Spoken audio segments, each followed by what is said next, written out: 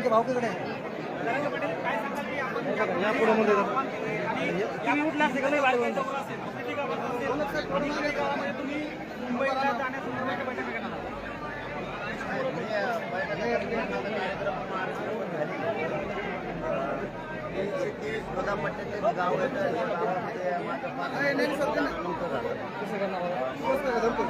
पुढे या म्हणलं त्यामुळे तर पत्रकार परिषद घेऊन जाणार राहू दिले सर अरे बोराटोड अरे बोराटोड 5 तारखेला आंदोलन करणार काय तोडगा निघाला विषयावर चर्चा झाली ती चर्चा सकारात्मक होती सकारात्मक होती परंतु नको तुम्ही करा सकारात्मक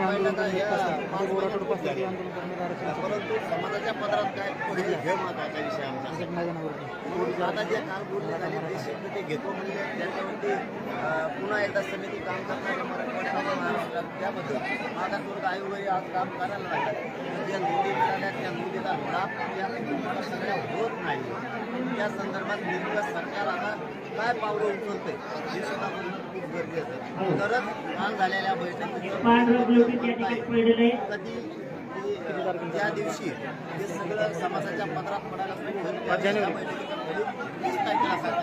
बैठका खूप झाल्या पण याच्या नंतर बैठका होणार आहेत का तसं काही चर्चा झाली का पुढची बैठक कुठे असेल कधी असेल नाही आपण 20 जानेवारीपर्यंत त्याला दारं खुले ठेवलेले बीडच्या सभेमध्ये मराठा समाजाच्या साक्षीनं आपण सांगितलं की दारं नाही राहणार परंतु नुसती चर्चा नको तुम्ही जर कायदा पारित करणार असतात मराठा आणि दिल्ली एकच महाराष्ट्रातल्या मराठ्यांचा विदेशामध्ये समावेश करणार असा तर चर्चा पण एकदा जर 20 जानेवारीच्या नंतर काँग्रेसच्या बाहेर काढला चर्चा बघ पण मला असं वाटतं का कालच्या चर्चेवरून सरकार पुढे येईल आणखी पुढे चर्चा होणार ती चर्चेला नाही थांबणार ती चर्चा कंटिन्यू करणार परंतु आम्हाला जी शंका ज्या गोष्टीची ती चर्चा नको आम्हाला आता मराठा समाजाला कायदा पाहिजे तो आमचा मूळ प्रश्न कुणबी नोंदीचा जो GR आहे तोच रद्द करा अशी मागणी सगळी भुजबळ यांनी केली आहे आता तुम्ही म्हणताय की कुणबी नोंदी सापडल्या त्या आधारे आरक्षण आहे आता ते तर GRच रद्द करायची मागणी करतात काय त्याला काहीच कळत नाही जाऊ दे तिथं काढत नका पुरं माझा झालेला मला सांगा शासकीय नोंदी त्याच्या सापडल्या त्याचा जीव जरी आला तरी रद्द करून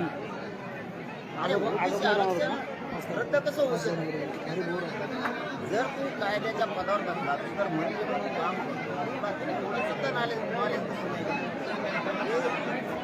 ज्यांच्या शासकीय नोंदी सापडल्या त्या रद्द होत नसत्या एवढं तरी तुला माहिती जर त्या रद्द झाल्या तर तुमचं आरक्षण 15 मिनिटात रद्द होऊ शकतं 15 मिनिटात आता तुम्ही भारतात म्हणाले की हैदराबाद येथे देखील पुरावे सापडले ना ते कुठले आहेत आणि इकडं त्याचा काय उपयोग होतो महाराष्ट्रात नेमका काय मराठवाडा हा हैदराबाद संस्थानामध्ये होता पूर्वी मराठवाडा हा विना महाराष्ट्राचा निघाला नागपूर सहभागी होताना नागपूरमध्ये नागपूर करार केलेला परंतु मराठवाड्यातले लोक हे पहिल्यापासून हिंमतदार असल्यामुळं विश्वास ठेवला आणि विश्वासावर कुठलाही करार न करता विना महाराष्ट्रात सहभागी झालेला मराठवाडा परंतु असं माहीत नव्हतं की पुढं चालून आपलं जे हक्काचं पूर्वीचं आरक्षण होतं ते दिलं जाणार नाही कारण ST STचं तर आरक्षण जसं तसं लागू केलं पण मराठ्यांचं आरक्षण हैदराबाद संस्थानामध्ये होतं ते दिलं गेलं नाही आपलं म्हणणं आहे की मराठवाड्यातल्या लोकांना पूर्ण दिले ते OBC आरक्षण म्हणजे कुणी म्हणून त्यांना घ्यावं आणि महाराष्ट्राचं म्हणजे महाराष्ट्रसुद्धा पाहिजे आपल्याला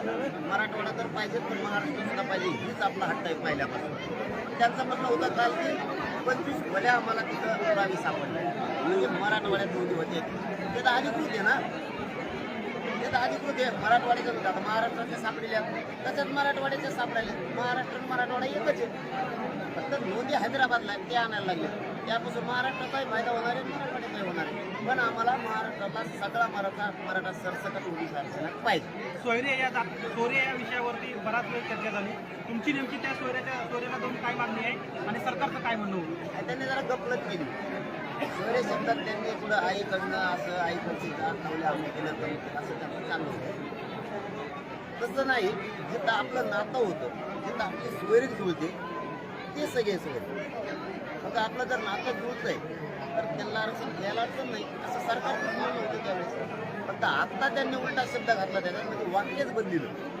आईच्या जातीला देत आहेत अरे आम्ही तुम्हाला काय सांगतोय ते तर ऐका आम्ही तुम्हाला सांगतोय की सगळे सोयरे म्हणजे जिथे आपली सोयरी पण होती मग म्हणते ते जमते आणि घेतलं नाही. म्हणजे इथं फॉल्ट आहे की त्यांना जमतं, फक्त आम्हाला मराठ्यांना जमत नाही. तसं द्या. 5 तारखेला काय करताय का आता शब्दांच्या खेळात तुम्हाला अडकू पाहताय का नेमकं काय? नाही कुठले तेच ते काय ऍड केणार आहेत आम्हाला, शब्द त्यांचे चारी त्यांच्याच तज्ज्ञांना लिहिलेले, त्यांच्याच न्यायाधीशांना लिहिलेले, त्यांच्याच मंत्री महोदयांनी ते लिहिलेले, आम्ही नाही. आता त्यांचे शब्द आहेत, त्यांना ते करावं लागणार आहे. नसता मुंबईला जाण्यापासून मग तुम्ही रोखू शकत नाही मराठी. बैठकीला बोलवलं नाही म्हणून नेमकं कोणाच्या पोटात दुखतोय तुमचा रोख नेमकं नाही असं नाही, माझा रोख नसतो. काही जण आहेत ते व्हॉट्सअपला फेसबुकला येतात, मला वाटतं त्यांनी शांत राहावं, कशाला मराठ्याचं पोराचं कल्याण व्हायला कारणच माहिती घालायचं. मी पर्सनल नाव घेतलं. मी कधीच मराठ्यात कधीच विरोधक मानत नाही किंवा त्याला दुश्मनही मानत नाही, प्रतिस्पर्धी नाही, कारण मीच समाजाचं लेकरू आहे. मी सध्या आता हे शब्द असा नाही म्हणायला पाहिजे, परंतु मी सध्या मयाच्या भूमिकेत आहे. कोणी डाग लागलेला असला नसला तरी चल म्हणतो मी, बाबा चल आपल्या जातीचं काम करायचं आपल्याला एवढे.